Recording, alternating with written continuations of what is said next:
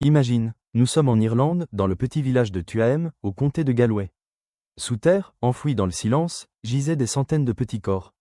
Des enfants, des nourrissons, presque 800 au total. Pendant des décennies, personne ne voulait voir la vérité. De 1925 à 1961, Tuaim abritait une institution religieuse, tenue par les Sœurs du Bon Secours. On y envoyait les mères célibataires, jugées, pécheresses, et leurs enfants illégitimes. Derrière les murs austères, ces femmes vivaient l'humiliation et la honte. Leurs bébés, eux, n'avaient qu'un avenir fragile. La négligence, la malnutrition, et parfois la mort. Au fil des années, près de 800 enfants sont morts là, de maladies évitables, de malnutrition, ou simplement d'abandon. Mais au lieu d'une tombe digne, leurs petits corps ont été jetés dans une fosse commune. Un ancien réservoir d'égout désaffecté. Pas de cercueil, pas de nom. Juste l'oubli. Dans les années 1970, 2 enfants du village découvrent par hasard des ossements sous une dalle de béton. Mais c'est bien plus tard, dans les années 2010, qu'une historienne locale, Catherine Corless, va mettre à jour l'ampleur du drame.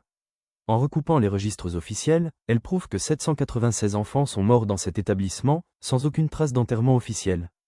L'annonce choque l'Irlande et le monde entier. Comment, au XXe siècle, un tel secret a-t-il pu être gardé? En 2025, après des années de pression, l'État irlandais lance enfin l'excavation du site de Tuaim. Des archéologues et des experts médico-légaux commencent à exhumer les ossements pour identifier ces enfants et leur offrir une sépulture digne.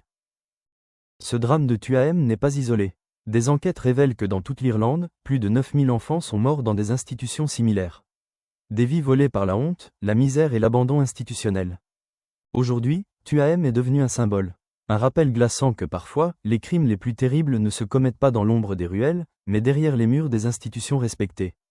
Et que la dignité, refusée à ces enfants de leur vivant, doit au moins leur être rendue dans la mort.